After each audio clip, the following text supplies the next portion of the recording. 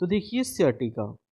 तो जनरली देखिए सियाटिका में जो वर्टिब्रल डिस्क होती है उसके बल्ज मतलब के उभार के चलते सियाटिक नर्व दब जाती है।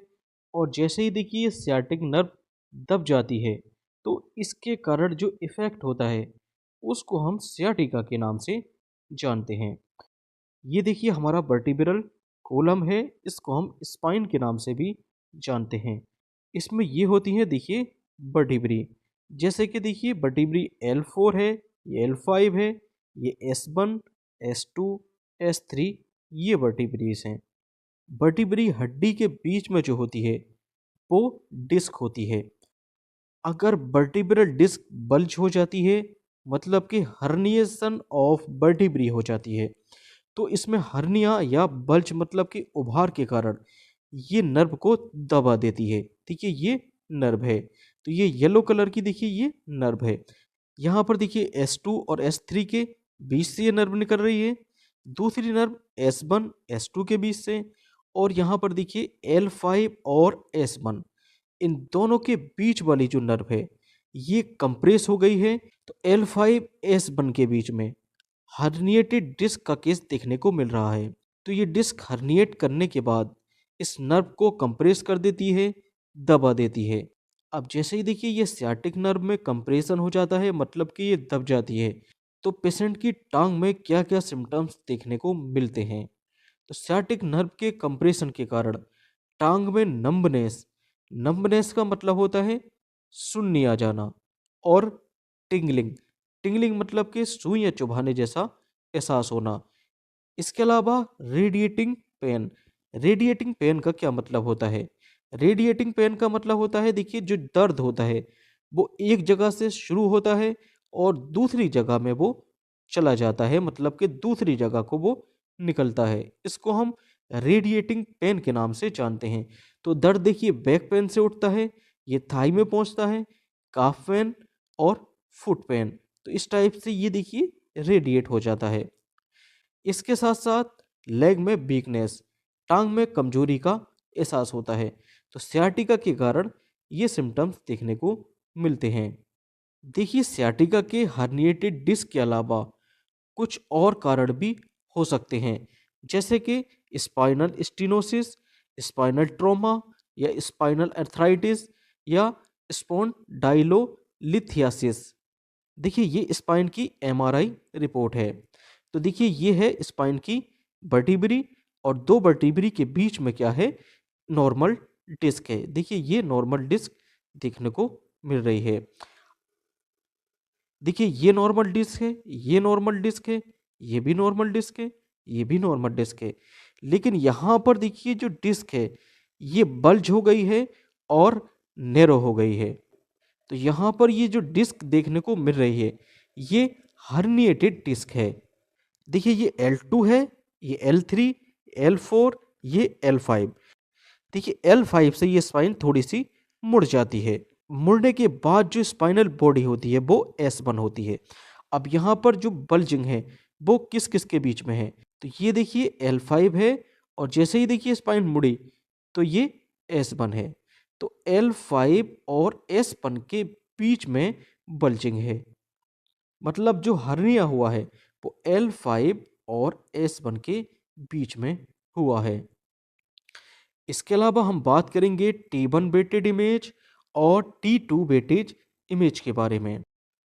देखिए T1 वेटेड इमेज में जो CSF होता है वो ब्लैक कलर का दिखाई पड़ता है, जबकि T2 वेटेड इमेज में जो CSF होता है वो वाइट कलर का दिखाई देता है।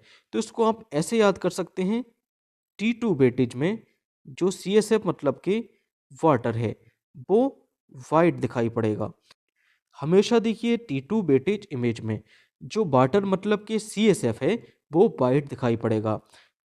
देखिए यहाँ पर देखिए ये स्पाइनल कैनाल में CSF भरा है जो कि देखिए वाइट दिखाई पड़ रहा है।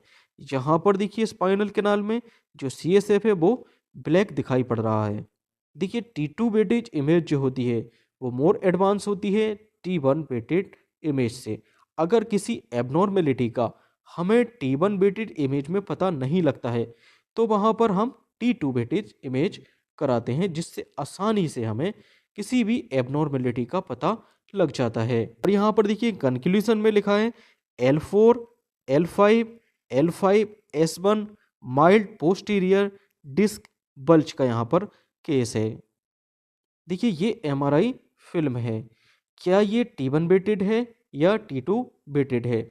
देखिए यहाँ पर देखिए CSF जो है वाइट कलर का है, तो इसका मतलब ये T2 बेटेड इमेज है। और यहाँ पर देखिए डिस्क में दो जगह पर बल्ज है। तो जैसे कि हम बता चुके हैं, स्पाइन जैसे ही टिल्ट करती है, उसका लास्ट वाला एंड जो होता है वो L5 होता है। तो ये देखिए L5 है और इसके बाद S1 है। तो यहाँ पर बल्ज जो है देखिए L5 और S1 के बीच में है। तो ये है देखिए L4 और बल्ज जो है L4 और L5 के बीच में है। तो यहाँ पर बल्ज L4 L5 के बीच में और L5 और S1 के बीच में बल्ज या डिस्क हर्निया का केस देखने को मिल रहा है। देखिए सियाटिका के कॉम्प्लिकेटेड केस में इसका एक ही उपाय होता है, जो कि सर्जरी होता है, जो कि न्यूरोसर्जन इसको आसानी से कर सकता है। लेकिन जो बेसिक रिक्वायरमेंट होती है इसके ट्रीटमेंट की, जो कि थोड़े टाइम को पेशेंट को रिलीफ करा सकती है, उसमें क्या ट्रीटमेंट प्रोटोकॉल होना चाहिए? इसमें देखिए पेन को कम करने के लिए जीरोडोल एसपी, जीरोडोल एसपी में होता है एसिक्लोफिनेक और सेरेसियोपेप्टिडेज, और इसी के साथ साथ होता है पैरासीटामोल।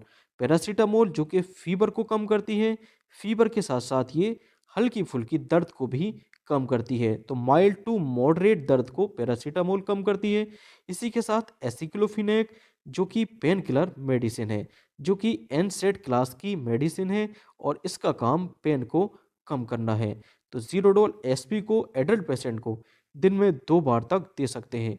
इसके अलावा मसल रिलैक्टेंट के लिए, मसल रिलैक्टेंट मतलब कि मसल स्पास, मांसपेशी में जो सिकुड़न हो गई है जिसके कारण नर्व कंप्रेशन हुआ है, उसको कम करने के लिए यहाँ पर बैक्लोफेन का यूज़ किया जा सकता है। तो बैक्लोफेन की 5 मिलीग्राम डोज पेशेंट को दिन में 2 बार तक दे सकते हैं। इसके अलावा प्रेडनिसोलोन जो कि एक स्टेरॉयडल मेडिसिन होती है, ये स्टेरॉयडल मेडिसिन सूजन मतलब के स्वेलिंग को कम करती है। तो प्रेडनिसोलोन की 5 से लेकर 10 मिलीग्राम डोज दिन में 1 बार पेशेंट को दे सकते हैं। इसके अलावा नर्व पेन के लिए, जिसको हम न्यूरोपैथिक पेन के नाम से जानते हैं, तो न्यूरोपैथिक पेन के लिए एमीट्रिप्टिलिन जो कि टीसीए क्लास की मेडिसिन है। टीसीए मतलब होता है ट्राइसाइक्लिक एंटी डिप्रेसेंट क्लास की मेडिसिन, जो कि न्यूरोपैथिक पेन मतलब कि नर्व पेन में यूज़ की जा सकती है। तो एमीट्रिप्टिलिन की देखिए 25 से लेकर 50 मिलीग्राम डोज दिन में 1 बार प्रिस्क्राइब की जा सकती है। इसके अलावा कैप्सूल प्रेगाबेलिन, प्रेगाबेलिन का भी देखिए यही काम होता है कि ये नर्व पेन में यूज़ की जाती है। तो देखिए एमिट्रिप्टिलिन या प्रेगाबेलिन में से कोई एक मेडिसिन पेशेंट को प्रेस्क्राइब कर सकते हैं, या देखिए नीड के अकॉर्डिंग दोनों मेडिसिन भी प्रेस्क्राइब कर सकते हैं। तो देखिए प्रेगाबेलिन की 75 मिलीग्राम डोज दिन में 2 बार, या इसको हम टीडीएस भी दे सकते हैं। इसके अलावा कोई मल्टीविटामिन टेबलेट या नीरोबाइन प्लस टेबलेट, इसको पेशेंट को एचएस रात को सोने से पहले 1 बार दे सकते हैं।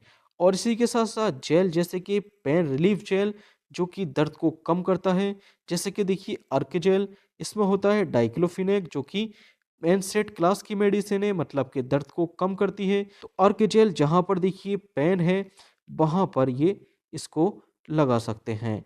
Okay, thank you.